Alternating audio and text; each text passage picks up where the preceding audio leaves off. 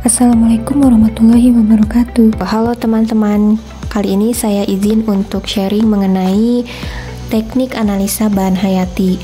Langsung saja ke pembahasan pertama, yaitu mengenai definisi dan juga prinsip bahan hayati. Nah, jika dilihat dari susunan katanya, teknik analisa bahan hayati itu terdiri dari 4 kata. Ada teknik, analisa, bahan, dan juga hayati. Nah, lalu apa itu teknik? Teknik itu merupakan suatu prosedur atau metode yang dilakukan. Kemudian analisa itu merupakan suatu pengamatan atau penganalisaan untuk mendapatkan suatu data yang kita inginkan. Kemudian bahan itu merupakan suatu zat atau bahan yang digunakan untuk membuat sesuatu.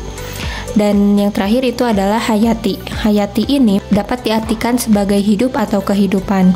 Nah, jika digabungkan, teknik analisa bahan hayati ini merupakan suatu metode atau prosedur yang digunakan untuk menganalisis, mengidentifikasi, dan juga mengukur komponen biologis dalam suatu sampel dengan melibatkan bahan hayati. Nah, adapun prinsip dari bahan hayati itu sendiri adalah pemanfaatan sumber daya hayati untuk berbagai keperluan, misalnya pada bidang industri, kemudian pada bidang pangan, pada bidang kesehatan, dan juga yang lainnya. Bahan hayati di sini meliputi organisme dan juga mikroorganisme, misalnya organisme tumbuhan, hewan, dan juga mikroorganisme. Adapun jenis-jenis produk yang dihasilkan dari tumbuhan itu diantaranya ada flavonoid, terpenoid, dan steroid, dan juga alkaloid. Kemudian pada hewan itu ada kitosan dan juga feromon, dan pada mikroorganisme itu contohnya antibiotik. Nah, di dalam teknik analisa bahan hayati, kita akan membahas mengenai metabolisme, karena menyangkut suatu proses senyawa kimia yang terjadi pada suatu organisme. Nah, di sini ada metabolisme primer dan juga metabolisme sekunder. Metabolisme primer itu merupakan senyawa yang dihasilkan dalam proses metabolisme dasar makhluk hidup dan berperan langsung dalam pertumbuhan, perkembangan, dan juga reproduksi sel. Sedangkan metabolisme sekunder ini merupakan senyawa yang dihasilkan oleh organisme tetapi tidak terlibat langsung dalam pertumbuhan, perkembangan, atau reproduksi. Jika dirincikan, perbedaan dari metabolisme primer dan metabolisme sekunder itu dapat dikategorikan dalam beberapa hal gitu ya. Yang pertama itu tadi dalam keterlibatannya. Ini dapat digarisbawahi bahwa metabolisme primer itu keterlibatannya itu berperan langsung gitu ya terhadap keberlangsungan hidup suatu organisme. Sedangkan metabolisme sekunder itu tidak terlibat langsung dalam keberlangsungan hidup suatu organisme. Selanjutnya, jika dilihat dari sifatnya, metabolisme primer itu bersifat esensial, sedangkan metabolisme sekunder itu bersifat non-esensial. Selanjutnya, jika dilihat dari jumlah produksinya, metabolisme primer itu diproduksi dalam jumlah yang banyak karena melihat dari tadi peranan dan juga keterlibatannya pun cukup kompleks gitu ya. Sedangkan pada metabolisme sekunder itu diproduksi dalam jumlah yang sedikit atau tergantung pada organisme itu sendiri. Selanjutnya, jika dilihat dari peranannya dalam ekosistem, metabolisme primer ini tuh sangat berpengaruh gitu terhadap keberlangsungan hidup dari suatu organisme karena mempengaruhi rantai makanan hingga ke jaring-jaring makanan. Sedangkan metabolisme sekunder itu berperan sebagai perlindungan diri atau pertahanan diri, kemudian dapat digunakan juga sebagai interaksi antar spesies dan juga digunakan sebagai komunikasi antar sel. Selanjutnya, jika dilihat dari contohnya, contoh dari metabolisme primer itu adalah karbohidrat, protein, lipid, dan juga asam amino.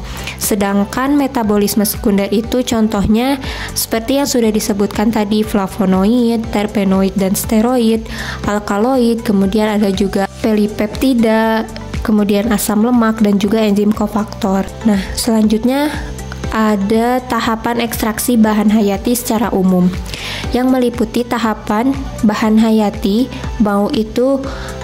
baik itu berupa tumbuhan, baik itu yang berasal dari tumbuhan, hewan, ataupun mikroorganisme. Kemudian ekstraksi, evaporasi, dan juga fraksinasi.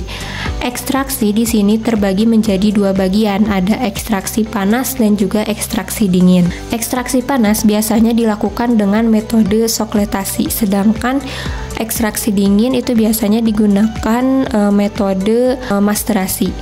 Nah, selanjutnya tahapan evaporasi. Tahapan evaporasi ini tuh bertujuan untuk menghasilkan ekstrak murni. Nah, jika kita membutuhkan ekstrak yang tidak spesifik, maka dari tahapan evaporasi ini tuh bisa langsung dilakukan analisis, baik itu secara kualitatif maupun kuantitatif.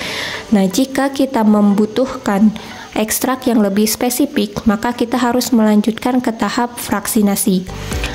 Tahap fraksinasi ini pun bertujuan untuk menghasilkan ekstrak yang lebih spesifik dan lebih murni gitu ya. Kemudian setelah fraksinasi dan didapatkan hasil ekstrak yang lebih spesifik, lalu bisa dilakukan analisis. Seperti itu. Selanjutnya di sini ada penerapan bidang ilmu.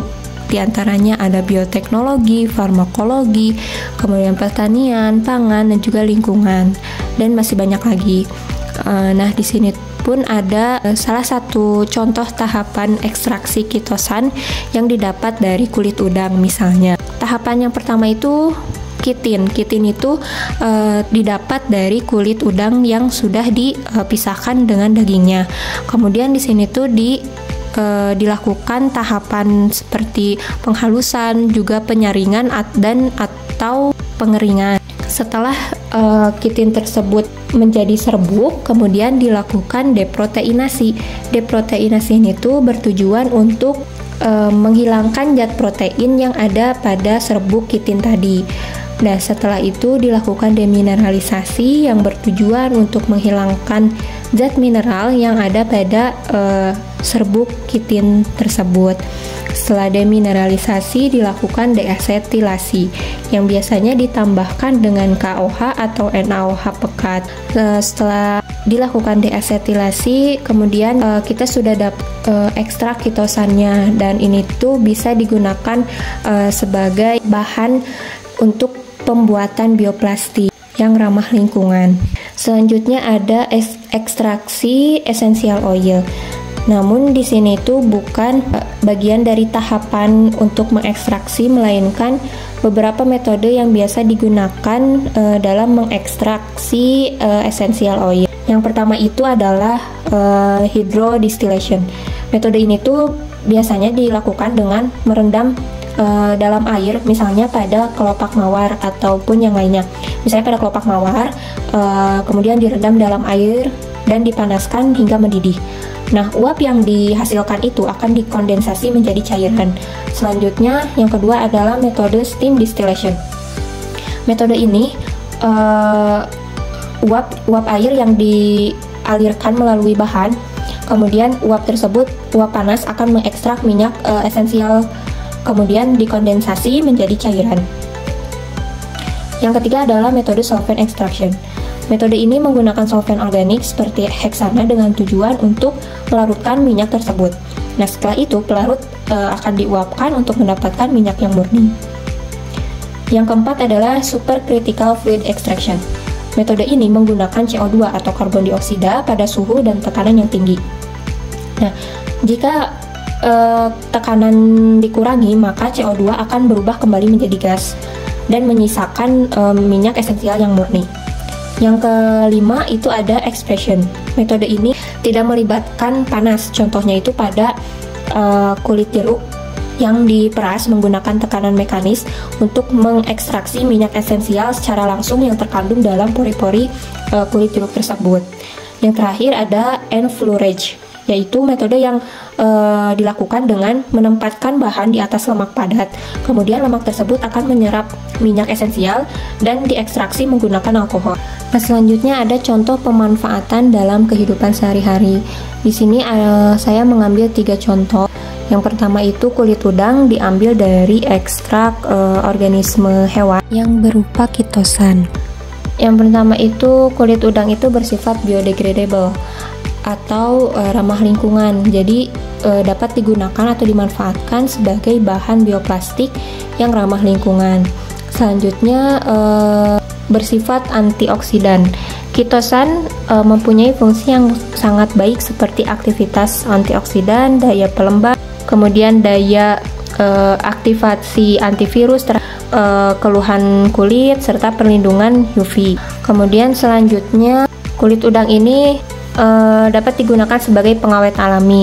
Selanjutnya adalah minyak atsiri atau minyak esensial yang diekstrak dari tumbuhan.